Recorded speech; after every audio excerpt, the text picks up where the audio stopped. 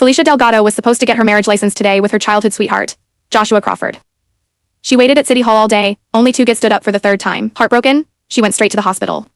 Mr. Paul, I've decided to take the hospital's recommendation for overseas studies. Here's my application, all filled out. Terrence Paul, the department head, stared at her, shocked. It's a 6-year commitment, and you'd leave in a month. I thought you were getting your marriage license today. You really thought this through? You sure you won't change your mind? Felicia shook her head. No, I won't. Not a second of hesitation. For years of dating, 3 times they'd planned to get that license. She'd given Joshua more than enough chances. From today on, she was done with him. Night fell. The front door opened. Instead of jumping up to greet Joshua like she usually did, Felicia stayed on the sofa, watching him quiet like. He flipped the light on, and their eyes met. Then he spoke, no panic on his face at all, like he'd had an excuse ready the whole time. Something urgent came up in the lab. I didn't mean to stand you up today. Here, a peace offering. About the license, you can reschedule it whenever you want. He set a gift box on the table and headed to wash up. Felicia didn't open it. For years, Joshua always got her a little something after letting her down. She used to forgive him, no questions asked, because she truly believed they had a future together, but not anymore. She knew he just lied to her. Nothing urgent had happened in the lab. The urgency was Whitney Osborne, his grad school junior who'd just come back from abroad. Knowing they were about to get their marriage license, Whitney had gotten drunk and had a heart attack, so he'd rushed off to be with the woman he really loved, then stood Felicia up for the third time. After Joshua went into the bathroom, Felicia opened the video Whitney had sent her, face totally blank. 3 months ago, the day Whitney came back, she'd hit her up on WhatsApp. The video was shot in Joshua's on-campus apartment at the Research Institute. Wearing his shirt, Whitney sat on his lap while he spoon-fed her medicine. Joshua, are you really gonna marry Felicia and just settle for her for the rest of your life? Joshua didn't answer. He just blew on a spoonful of medicine real careful and brought it to her one eye. I already know the answer. You don't gotta say it. You only agreed to marry her to push me into Kuman back. You never got over me. You wouldn't have stood her up 3 times if you had. I've always been the one you love, Joshua. Joshua stayed quiet, but his eyes were burning with this affection Felicia had never seen before. Then he set the medicine down and kissed Whitney hard, telling her, with his body, what he wouldn't say out loud. The video cut off. Joshua walked out of the bathroom right then. He was texting someone on his phone, drying his hair with a towel in the other hand, heading for the study. I'll sleep in the study tonight. Got a remote meeting. Go to bed early. He probably didn't notice how weird his smile was. The usually calm, quiet professor from the University of Southern Maine looked like some lovesick teen. Felicia watched him, not moving, not speaking. That side of him? It had never been hers. Early the next morning, Felicia grabbed a black marker and drew a thick X on her 1-month countdown planner. 29 more days. And it'll all be over, she muttered to herself. Right then, Joshua's footsteps sounded behind her. What'll be over? I turned to look at him. His messy hair didn't take away from how handsome he was. Deep features, sharp jaw, all that. But when his eyes landed on Whitney, they lit up with affection. When they swung over to me, nothing but coldness. Like I was a stranger. I looked down and said, Flet. The life we got going on now. Oh, you mean our wedding in a month? Joshua thought he got it. According to our plan, we were supposed to get our license yesterday. Then the wedding in 29 days. But what I really meant? I was leaving him for good. Joshua didn't even think twice about it. Right then, his phone chimed, cutting through the quiet. I knew that ringtone. It was the one he made just for Whitney. He glanced down at his screen. Whatever he saw made his grip on the phone tighten up. The institute's been crazy busy, so I'll let you handle the wedding plans. We've been together long enough, let's keep it low-key. A few friends, nothing fancy. That way you won't wear yourself out. Joshua leaned in to hug me, but I pulled back real subtle, like it was nothing. Okay, I said calm. Go do your work. Then, he nodded and headed to wash up. I capped the marker and went back to my room. A wedding? Yeah, right. There wasn't gonna be one. He'd stood me up 3 times already. What's one more? Even if it meant leaving me waiting at the altar, I got pride. And I'd never let anyone walk all over it. That afternoon, I went to the hospital to turn in my overseas study papers. Knowing I'd be gone for years, my coworkers dragged me to a bar for a goodbye drink. The party died down, and I stepped outside. That's when I heard a ruckus nearby. Some people were fighting. I'm not one for drama, so I was gonna head out. But a coworker grabbed my arm. Hey, is that Professor Crawford throwing punches? I stepped closer, frowned. Sure enough, it was him. I mumbled some excuse to ditch my coworkers, then walked over. Joshua had been pulled to the side. When he saw me, he covered the red, swollen corner of his mouth. All awkward. Nothing, big, don't worry. But his friend blurted out, some guy badmouthed his crush. He lost his cool, of course. It was for Whitney again. I was used to it by now. Joshua looked uneasy. He grabbed my hand and started walking. It was just a joke. Ignore it. Let's go home. Okay. I nodded and hailed a cab. The ride back was dead quiet. Once we got home, I went to the bedroom to get iodine and cotton swabs. When I came out, I heard Joshua on the balcony, phone pressed to his ear. Why'd you bring up the whole crush thing in front of Felicia? You know that'd embarrass her. His friend's voice crackled through the phone. Come on, man. Your buddy? Whitney's the one you love. Everyone knows it. I said it for your own good. Marrying Felicia because she's easy and goes with the flow. That's messed up. You really want to spend your whole life with someone you don't love? That's sad, dude. I waited forever for Joshua to argue, to say something, anything. But he just stayed quiet, so he thought that too. Being with me was sad. How noble of him. Suffering through it all of this time, but it wouldn't be much longer. He'd be free soon enough. I set the iodine and cotton swabs on the coffee table and went back to the bedroom. Joshua slept in the study again that night. The next day, I got a call from the bridal shop. Miss Delgado, the wedding dress you OR'd last month's here. You free to come in for a fitting today? I was gonna make up an excuse to cancel when I heard Joshua's voice in the background. What was he doing there? Wasn't he supposed to be swamped at the lab? Sure, I'll be right there. I headed to the bridal shop, and there he was, Joshua in a crisp white groom suit, grinning like a fool.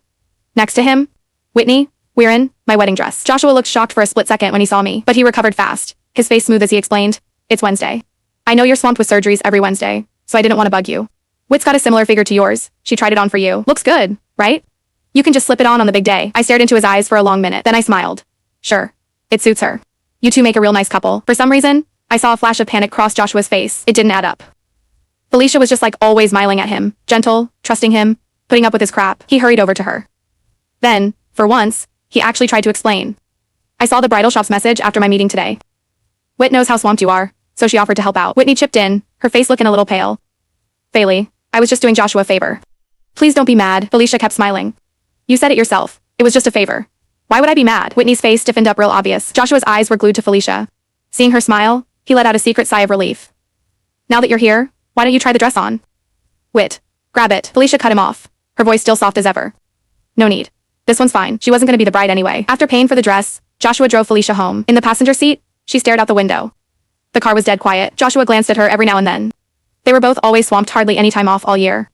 On the rare occasions they had together, she'd just sit quiet by his side, smiling that gentle smile. He felt so at ease with her. But today, even though she looked the same, something in his gut told him she'd changed.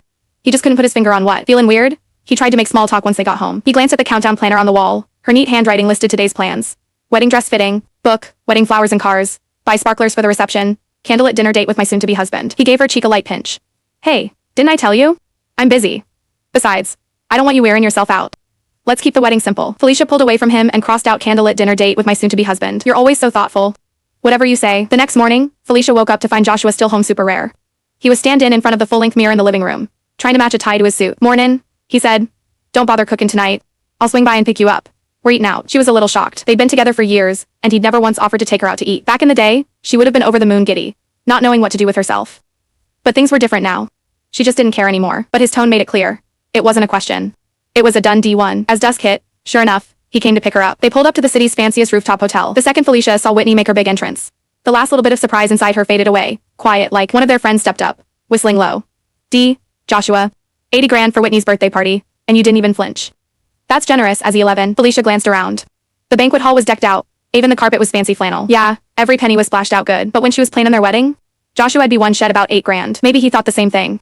He turned to her, voice low, trying to explain. Whit's in fragile health. It's her birthday, figured it'd lift her spirits. Plus, all our old friends are here. So I went all out, right? Spare no expense for Whitney's birthday. But for her wedding? Keep it simple. It didn't matter anymore. She didn't care. She smiled. Hey, no need to explain. I know you and Whitney have always been close. Whitney stood in the middle of all the attention, soaking up the compliments. Felicia sat off to the side, perfectly happy to fade into the background. When the party got lively, someone suggested a game, a simple card game. Whoever lost had to take a punishment, either chug a strong shot, or do some fun challenge the group came up with. After a few rounds, Joshua lost. The others exchanged looks and giggled. The room was buzzing. Finally. Now you're ours. We'll go easy on you, just a 3-minute super romantic confession to the woman you love. Can't wait to see you drop that reserved act. Everyone's eyes turned to Felicia, like it was a given, but Joshua grabbed the shot and chugged it down in one go. Everyone was stunned, except Felicia and Whitney. Someone laughed awkwardly, trying to smooth things over. Joshua, you really live up to the hype. The super reserved professor, even keeping your girl at arm's length. Felicia said nothing. It wasn't about being reserved. It was just that she wasn't the one he wanted to confess to. The game kept going, but the vibe was weirdly awkward, like no one knew what to say. Then Whitney lost. The mood perked right back up. Someone teased. Double shot for the birthday girl. Whitney reached for a shot glass, but Joshua grabbed her wrist and took it away. You forget your weak heart?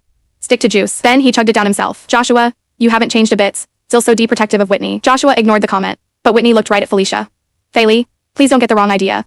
Joshua only did that because of my heart. Felicia met her eyes, smiling half-jokingly. I know how close you two are.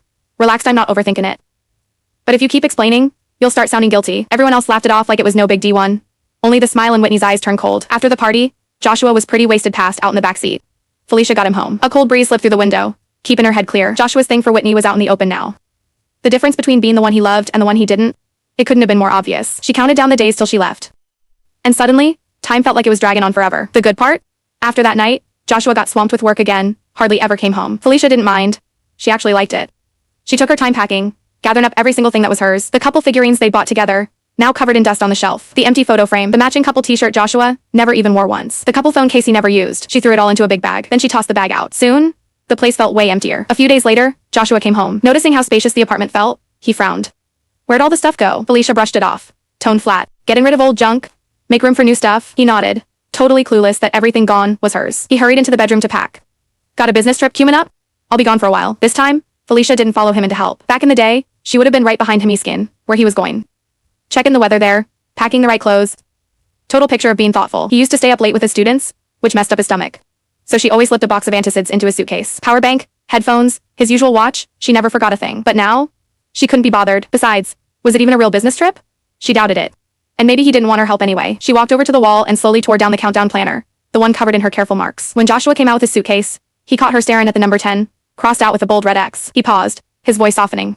I'll be back in 10 days. Just in time for the wedding. Felicia didn't answer. She kept crossing off days 9, 8. Then she looked up at him, flat as can be. The wedding's in a week. He cleared his throat, awkward. I'll be back as soon as I can. She said, okay. But her voice was so quiet, the sound of the door closing behind him swallowed it up completely. She didn't even care anymore if he made it back. There wasn't going to be a wedding anyway. In her last week before leaving abroad, Felicia had extra time. She did all the things she'd always wanted to do.